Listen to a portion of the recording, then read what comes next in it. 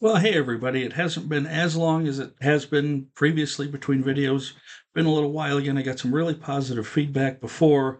Um, some very encouraging words about trying to do this more and more.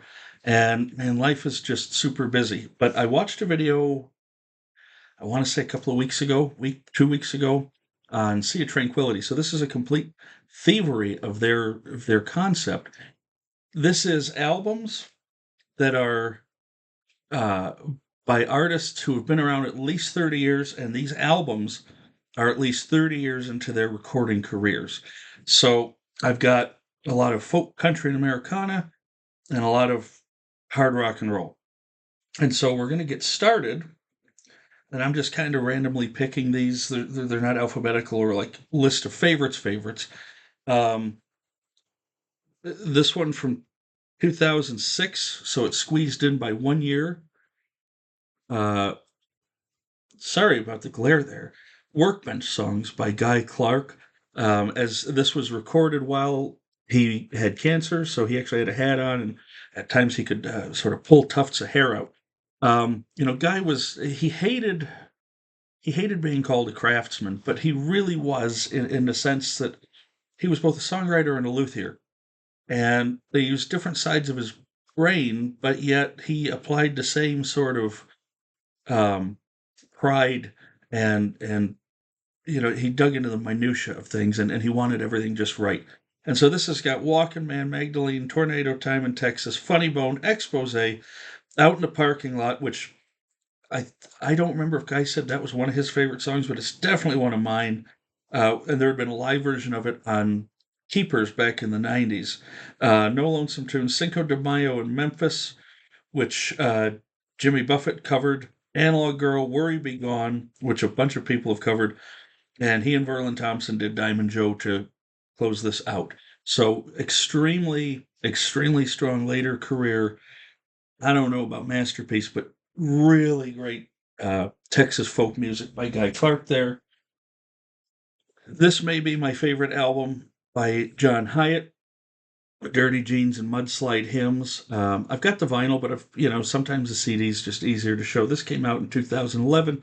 He recorded his first album called Hanging Around the Observatory in 73. And really, in my opinion, and a lot of others, he didn't hit his stride until Bring the Family in 87. And for a long time, the albums just one after the other, just kept getting better and better. There were a couple of misfires, in my opinion, but that's okay. Um, Damn this town till I get my lovin' back. I love that girl all the way under. Don't want to leave you now. Detroit Made, which Bob Seger had a quite a big latter career hit with himself. Hold on for your love. Train to Birmingham. Down around my place. Adios to California, and When New York Had Her Heart Broke, which is about the towers coming down. This is a really diverse set. One of the most well produced Hyatt albums. I cannot recommend this enough. And I think if you were going to get into John Hyatt and you're not, this would be a good starting point right here. So just great songs, a little bit electric, a little bit acoustic. Everything that you want in a John Hyatt record is on Dirty Jeans and Mudslide Hymns. Joe Ely first recorded in 1970s. Well, he recorded with Flatlanders in the early 70s, but his first solo record was from 77. This one from 2015 on his own Rackham Records, Panhandle Rambler. I I'm at the point where I like every Joe Ely album, if not love it. I have his entire discography. This is I could have picked anything, past the 30-year mark, and it would have been great. But this one, I think because I remember when I heard When the Nights Are Cold, just this low, lonesome, mournful, just fantastic. He covers Guy Clark's Magdalene on here. Um, yeah, again, this is the Cold Black Hammer is fantastic. Here's to the Weary. Just, I'm not going to, I've been reading every song. I'm not going to anymore. Um, Back of the cover. Joe Ely, God rest his soul, he passed, I believe, in December, and left an incredible musical legacy. And this, again, Joe put out a lot of rock albums, for lack of a better term, more electric driven and Buddy Holly inspired. This is more of the folksy Americana stuff, which I prefer, although I love his live rock and roll shows. I remember my buddy Matt called me up. He had heard this on NPR. He's like, "Have you ever heard of Joe Ely?" I'm like, "I've got the album already. Don't worry." And then last CD I'm going to show, I could show the vinyl, but this is where it really all started for me. I think I had a couple tapes or something first. Unchained by Johnny Cash. I got a CD exchange in Holland, Michigan for $5.99 back in 2001, I believe. And or 2000, came out in 96. Of course, he'd been recording since the 50s, so this more than meets it. He has Tom Petty and the Heartbreakers as his backing band here. Rick Rubin produced. This is the second in the American Recordings series. There were 4 out when he was alive, 2 more posthumous ones, and a acoustic gospel record as well. But of all the American recordings, it's between the first and the second one, I had a hard time picking. Then I'm like, well, this is what got me into it. So, you know, some are retreads of his earlier recordings, some are new songs, some, a lot of covers. Um, the song Spiritual on here actually has Flea from the Chili Peppers on bass, and it is just this heart wrenching, beautiful Cash written gospel. So I believe he wrote it. I never picked Cotton Unchained. I've been everywhere. The old Hank Snow song, Mean Eyed Cat, and of course Rusty Cage from Soundgarden that Rick Rubin brought to him, and Cash made his own. And to me, it's not a Soundgarden song; it's a Johnny Cash song. So anyway, I've got a lot, so I'm trying to kind of rush through this. You see, um, Willie Nelson started recording in the '60s, so by 2014, when Band of Brothers came out, this to me is the last great Willie Nelson record. I think it's great. I would give this like a 9 out of 10. Couple more slow songs that I would like, but uh, produced by Buddy Cannon, great band on here. Opens with the very defiant song, Bring It On. Um, Wives and Girlfriends is one of his funniest songs, I think, ever. And unsurprisingly, most of the women I've played that for over the years have not found it as funny as the guys have. Um, he covers It's Hard to Be an Outlaw by Billy Joe Shaver, which they also did on Shaver's Long in the Tooth from the same year, 2014. Crazy Like Me songwriters, got a lot of traveling to do, Used to Her. Yeah, just one killer song after another. His voice was in really good shape. His guitar picking was, it was as good as it was ever going to be here. And so Band of Brothers by Willie Nelson, cannot recommend highly enough. This one's a little sad because I wish that The Tree of Forgiveness was not John Prine's last record. This is what allowed him, he was already on an upward trajectory. He'd been, sort of discovered by a lot of the up and coming songwriters, the Sturgill Simpsons and the Brandi Carlisles of the world, and so many more. Um, so he was already, his audiences were growing already. And it had been over a decade since he did a record. And, his first album came out in 71. This is from 2018. He, of course, passed COVID related illness in April of 2020, and the world lost one of the greatest songwriters and people it had ever seen.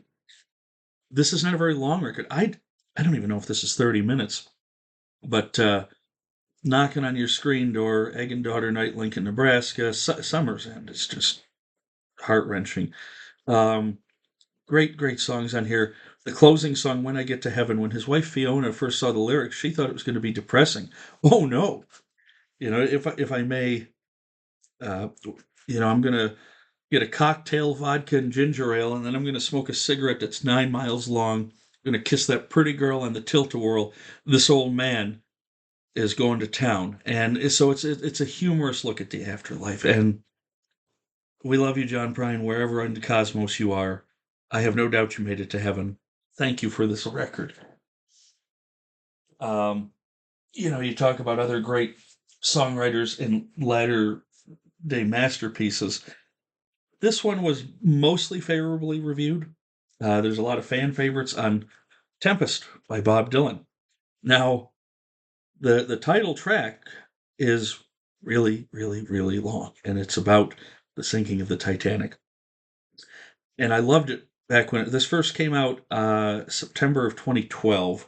So this was what 50 years, 50. Oh, yeah, 50 years since Bob started releasing records. Um, Duquesne Whistle, Soon After Midnight, Narrowway, Long and Wasted Years, just all fantastic. And then things get really brutal. I mean, you're thinking Bob Dylan brutal. Oh no, his voice was ravaged here. Vicious lyrics, Pay in Blood in my top 5 Dylan songs of all time. Scarlet Town, Early Roman Kings, which does borrow just more than a little bit from some old blues stuff. Tin Angel, Tempest, and then Roll On John, his tribute to John Lennon on here. And this this came right. I don't remember if it was right before or right after. I think this was before the some of the standards records, and so his voice has actually gotten better than this over the years. But I love the just the rough and nasty tone to this record. I have been obsessively listening to Bruce Springsteen lately. I've bought a bunch of his albums and CDs. I've had a few for years. Don't know what one of those artists. Like he's always just been there, and I never much got into it. And then for personal reasons, I'm not going to go into. I heard the title track to Western Stars, and it kind of became like my anthem for me for a while. And talking about the big sky and everything, I heard it at a time in my life that was literally starting over. And I was driving down the road, and the sky just seemed to go on forever. And it was beautiful, and it was threatening a little bit because you had this beautiful orange mid-fall sunset, and then there were like dark clouds sort of hovering in front of the sun a little bit, and it was just the contrast. And so two of my favorite Bruce Springsteen songs are on here then, and they're back to back on, well, end of side A, start of side B, Tucson Train and Western Stars. Um, this is not your typical Springsteen record. This is not a country record. This is not a rock and roll record. This is what I would label an Americana record. With it's about big skies and highways that go on forever and the minutia of Western life in different parts of the region. And it's it just fits him. And yeah, he's got $1 billion, but yet he's always resonated with the working man. And what I love about this is it's very introspective, and it's very it's stripped down. It's definitely his singer-songwriter record. One of he's got a couple, but this is to me the definitive latter career Springsteen. And says the more I'm getting into him, I've always thought for a couple of years now, I thought this was my favorite record. There are a couple others that might surpass it. I'm not sure, but this will always be near the top for me. And now we are going to go completely opposite styles. First recorded in 74, technically, and this is from 2014, so it more than makes 30 years. Rock or Bust by AC/DC. This didn't get a whole lot of critical acclaim at the time, and there are a lot of hardcore AC/DC fans that aren't crazy about this. I really like it. Rock or Bust, the title track that starts off, is just it's heavy, it's grooving, it's fantastic, and it's an AC/DC record. And they use the term rock a lot. And yeah, Rock or Bust, rock the blues away, got some rock and roll thunder, and rock the house. This was the first one done without Malcolm, as their nephew Stevie Young stepped in on rhythm guitar, but these were all songs that Angus and Malcolm had written. I think Brian Johnson sounds killer on here. Yeah, I think it's compact. It's only 30 some minutes. I think it's miles better than the bloated uh, previous record that I can see in my head, but for some reason I'm blanking on the title, and it'll come to me either later in the show or afterwards. But anyway, 2014, Rock or Bust, AC/DC. Great rock and roll. 2015, 40th anniversary of the band, 37 years after their first recordings. And this one is a little sad too because it was Lemmy's final stand. He was really, really sick. Nobody knew how bad. I mean, I'm sure that, the inner circle did, but most of us fans did not. Bad Magic by Motorhead, one of their heaviest, most diverse, badass records that Motorhead ever put out. You wouldn't know Lemmy was on his way out. He passed later in the year after this. Victory or Die, Thunder and Lightning, Firestorm Hotel, Shoot Out All Your Lights, The Devil, Electricity, Evil Eye, Teach Them How to Bleed, Till the End, Tell Me Who to Kill, Choking on Your Screams, When the Sky Comes Looking for You, and closes with a cover of the Stones' Sympathy for the Devil, and it's a rockin' version. The whole band sounded great on here. This is in the top half of my Motorhead records for sure. This is one of their stronger records. I again, the couple that came before this, to me, good, not great. They were on an upward trajectory here. This, if they kept going like this, they would have kept making even better records again. But God bless Lemmy. And Phil Campbell just left us now too. So Mickey D's the only one left from this lineup, and that makes me sad. But this is a great record. This one sneaks in on a technicality, and maybe even not by a couple of months. But this guy's solo record, his first solo record, came out in 1980 in England, but not till 81 in America. And you probably know who I'm talking about. And it's Ozzy Osbourne's Scream. So this was 30 years after Blizzard was released, shy of by like a couple of months. But I'm just going by years. So this was 30 years into his solo career. I remember buying the CD when it came out, and I was driving a Geo Tracker. Do you guys remember those mini SUVs? I miss that little car so much, but the CD went into the CD player and didn't come out for weeks. Not every song is, drop dead classic on here, but this was the last, to me, really, really strong Ozzy record. It had Gus G on guitar. It's the only one that Gus was on. I saw this tour. The tour was amazing. Highlights for me, Let It Die, Let Me Hear You Scream, which is just, fist pumping anthem as he'd sort of gotten used to doing. Digging Me Down is, I can't believe how heavy that is. Latimer's Mercy, these are the heaviest songs to me in Ozzy's entire solo career. And, Life Won't Wait is a ballad's decent. Fearless is good. I want it more, And then the B-sides that came out in the Japanese versions are on the vinyl here. Or there's a deluxe 2 CD version with the bonus tracks and some live tracks that I have also. But, yeah, really strong effort by the Ozman in 2010 here while the Sabs were doing their stuff with Dio is Heaven and Hell.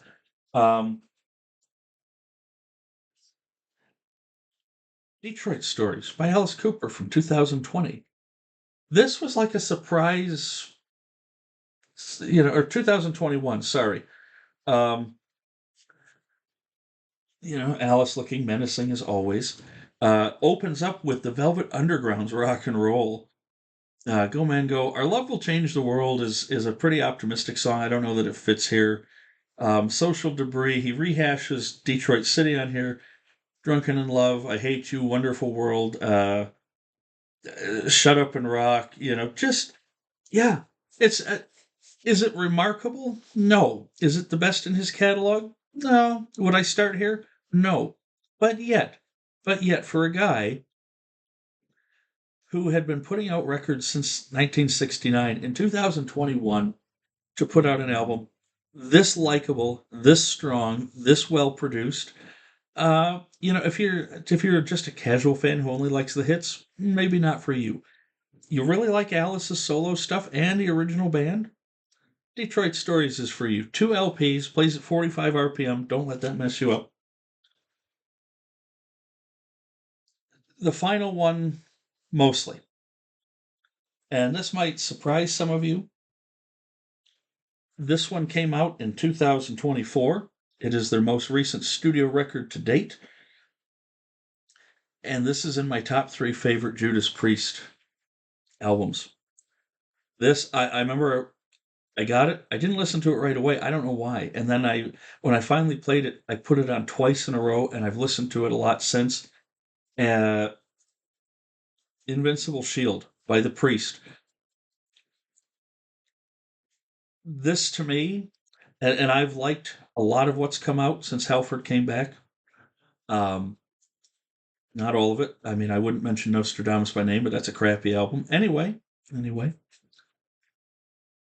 Invincible Shield with Richie Faulkner on guitar, Andy Sneap producing, Panic Attack, Serpent and the King. The Serpent and the King is like Painkiller Part 2. I don't know how at 70 years old Halford was hitting those notes. I've heard it took a lot of takes in the studio. I don't care. That's what studio records are. You take your time, you do it right. Title track, Devil in Disguise, Gates of Hell, Crown of Horns, As God Is My Witness, Trial by Fire, Escape from Reality, Sons of Thunder, Giants in the Sky. Those last 3 sound a lot like Halford solo band songs to me, which I really like the Halford band, saw them a couple of times. Blending all their influences on here. This, to me, they came together. This is like I heard they're working on a new record because they were on an upward trajectory after Ken Downing left. Richie Faulkner came in. They did Redeemer of Souls, which is good. Then they did Firepower, which is really, really, really good. And then to me, this is this is the best thing they've done since Painkiller. I look forward to whatever they put out next, but I'm not sure I'm going to love it as much as this. Top 3 Judas Priest records, over 50 years into their career. This was 2024, so it was 50 years since the first record. Just if you have not heard this and you're a Judas Priest fan, what are you waiting for? And if you're a fan of good heavy metal, what are you waiting for? Go get Invincible Shield. So that's all the albums proper, but I have an honorable mention, and it's an honorable mention for a weird reason. And now we're leaving the heavy metal realm. This came out last year, recorded at age 79 for his 80th birthday to reclaim his legacy. John Fogerty got his sons and other musicians together. They found the original, all the original equipment that CCR stuff was put out on. John was playing the same amp and same guitar that he was playing. And I am normally not a fan of re-records. I normally think them to be cash grabs, and I think they're a cheap way of selling records. But my word, if Fogerty doesn't sound better here than he had in 40 years, he put so much effort into this. The lovingly crafted re-records of the original songs. You know what? I don't care if you do have all the original CCR records, every one of them. Go out and grab this. Fogerty sounds great. Band sounds great. Starts with Up Around the Bend, closes with Fortunate Son.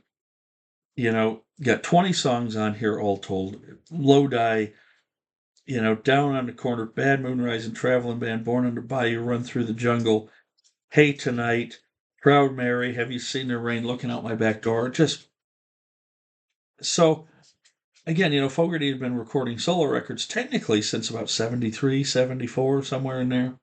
So this is well over 50 years into his career. This is just a fun record. And you know what? I have played this one just a ridiculous amount of times. I play it more than I do the old CCR stuff, actually. And God bless John Fogerty for still being around, putting on great shows, carrying on the music. And he's 81 years old now and having more fun than ever. He got all the legal rights to his songs back, a couple of years ago. That was a huge victory. So my sort of kind of inclusion of this, I'm talking about it, even though it's all re-records. So there's no original material here, as there are on all the others. This is it's a fun record. So anyway, what legacy artists who have been around 30 years or more still putting out music, albums that are 30 years or more into the artist's career, do you really enjoy? Are some of these on here? Do you hate some of these? If you hate them, you can say so respectfully. If you love them, talk about them even more and share them with a friend. So I hope everybody's doing all right. Cheers. Take care of yourselves. And I look forward to interacting with you in the comments. And thank you, as always, for your kind attention. Bye, everybody.